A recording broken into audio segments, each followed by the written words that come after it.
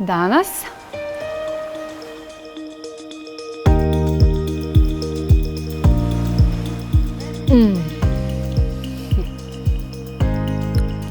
Pogledajte ovaj video.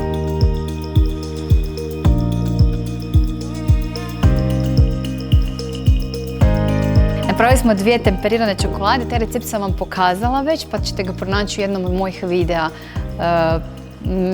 među prvim videima. I sad radimo praline. Znači u praline radimo 2 različite vrste pralina. Znači jedne ćemo raditi sa kokosovim mlijekom, ali ono mora biti u hladnjaku, prije raslađeno. I onda ovaj kruti dio koji vidite ovdje, samo njega stavljamo u čokoladu. Znači sad kad ovo prebacite u temperiranu čokoladu u blender, znači dobro temperirano, znači onako kako sam vam rekla mora biti 30 stupnjeva, ne smije biti, može biti 29, ali ne smije biti previsoka temperatura da vam se ne bi razdvajalo. To. Stavljate znači samo ovaj tvrdi dio koji se stvori, znači ne voda, ne vodeni dio nikako, jer ćemo uništiti čokoladu onda. Znači samo ovaj tvrdi dio. Vidite, onda ovdje imate još na dnu, znači sve ovo što vam je kruto, kao ova pulpa, kako bi rekli, samo nju vadite van, bez vodenog dijela. Znači ćemo dobiti čokoladu koja će biti onak fina, kremasta i topit će vam se onako u ustima. Baš će biti ono prava ona pralina, belgijska pralina. Pa to su najpoznatije praline iz Belgije. Svi volimo tečne praline, ali su pune šećera, ovo će biti zdravije. Ovdje stavljamo 2 žlice još dodatno maslaca od badema, čisto za kremozu. Sad, to ćemo lagano samo, znači ne smijemo prejako, nego na lagano ćemo samo izmiksa da se to dobro pomiješa.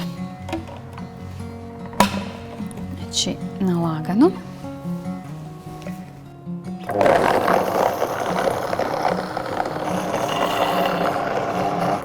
I to je to.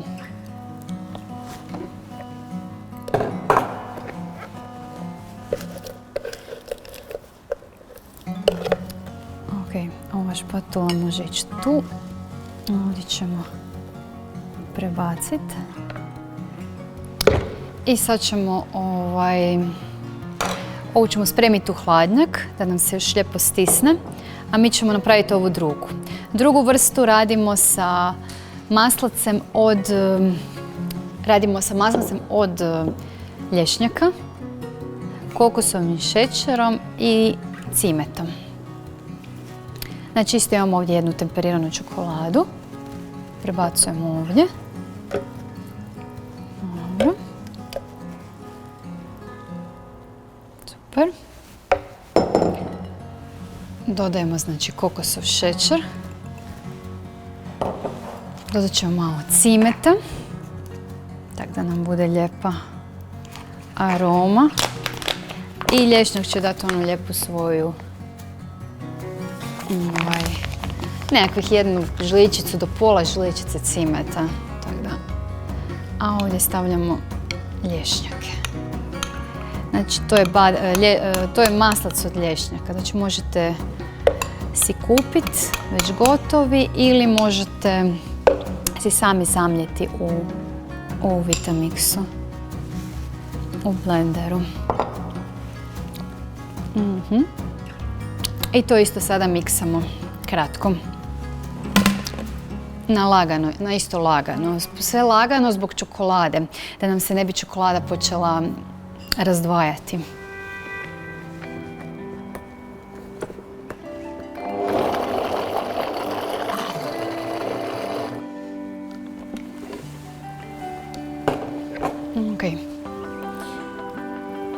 I to je to. Znači oba 2 smjese stavljamo u hladnjak da nam se stisne. Da nam se one stisnu i onda poslije ćemo oblikovati u pralinice kad se stisne. Sad cca 15 do 20 minuta, ne treba dulje. Evo, sad su nam se ohladile oba dvije smjese. Vidite, ovdje nam je ona sa masicom od lješnjaka i malo kokosovog šećera što smo dodali, a ovdje smo stavljali onu što nam je onu kaj smo izvukli, onu kokosovu, onu pulpu, onu tvrdu, kaj smo izvukli i tu smo znači ubacili. One su različite po okusu, ali se neopisivo dobro tope u ustima. Neopisivo su dobre, a stvarno su isto jednostavno napraviti. Jedno što morate znati, napraviti u dobro temperiranu čokoladu, da vam se ništa ne razdvaja, lagano pomiješati, ohladiti i sad oblikovati. Znači sad možete oblikovati, ako imate možda neke silikonske kalupe, možete oblikovati u njima i samo ih vadite van. Možete ih oblikovati ručno u kuglice ili u nekakve, kako god hoćete. Evo ja ću ovdje sad ručno u kuglice, znači svaku.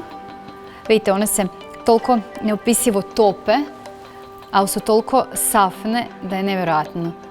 Evo, ja sam tu stavila kao da ću jednu, evo može biti u cimetu, ceylonski cimet. Onda možemo jednu, ne znam, u kokosu, možete u kakao nipsima umakat. Možete, na primjer, ove kaj su sa lješnjacima, na primjer, u grubo mljevenim lješnjacima.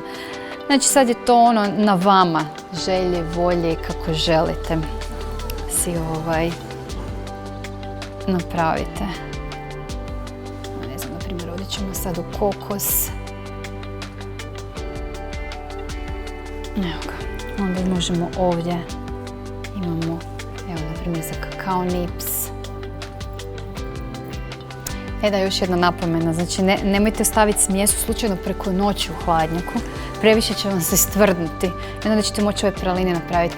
Moraju biti samo kratko raslađene, da možete ovako, vidite, zagrabiti, oblikovati i spremiti. To je to. Evo, ja ću završiti ovo do kraja, ove dvije smjese. I to je to. Nadam se da ćete uživati u receptu, podijelite ovaj video sa svojim prijateljima i vidimo se sljedeći tjedan. Novi recept. Ćao, bok!